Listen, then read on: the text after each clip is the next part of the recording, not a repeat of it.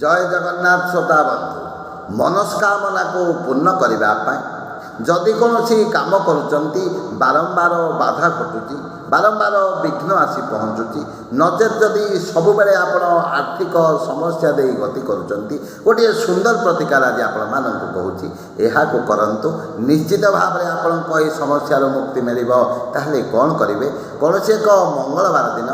नचेत शनिवार दिन 21टी पानपत्र नेबे से नाली सिंदूर रे श्रीराम लिखिबे एवं प्रत्येक पानपत्र रे 3टी लेखाए लवंग रखी वीर बजरंगबाली को नहीं चढ़े दिंतु वीर बजरंगबाली को अर्पण करंतु देखिबे आपणकर मनस्कामना निश्चित भाव में पूर्ण हेबो आपणकर अटकी कार्य निश्चित भाव में फलप्रद हेबो एवं आर्थिक